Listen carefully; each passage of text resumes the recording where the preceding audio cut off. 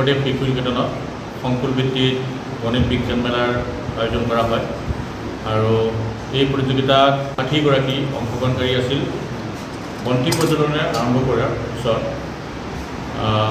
সদৌ শেষত আমি বঁটা বিতৰণী সভা অনুষ্ঠিত কৰি এই অনুষ্ঠান ভাগ সামৰণি মাৰিম।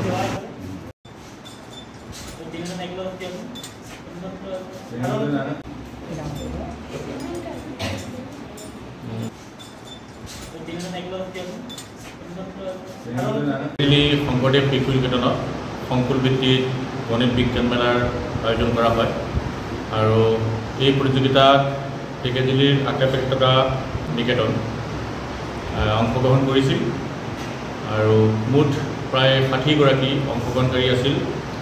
বন্তি প্ৰজ্বলনে আৰম্ভ কৰাৰ পিছত সদৌ শেষত আমি বঁটা বিতৰণী সভা অনুষ্ঠিত কৰি এই অনুষ্ঠান ভাগ সামৰণি মাৰোঁ।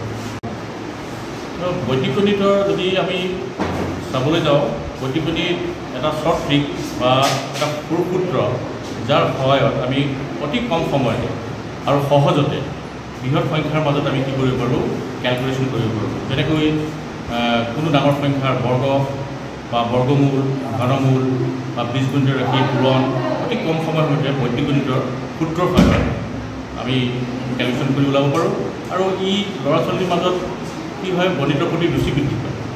ছাত্ৰ ছাত্ৰীয়ে অতি সৰু সৰু কথা, বিজ্ঞানৰ সৰু সৰু কথা আমি প্ৰশ্নমঞ্চৰ যোগেদি প্ৰশ্ন কৰাৰ ফলত সৰু সৰু কথা তেওঁলোকে জানিবলৈ পাৰে আৰু ইয়াৰ কাৰণে বিজ্ঞানৰ জনপ্ৰিয়তাটো বৃদ্ধি পায়।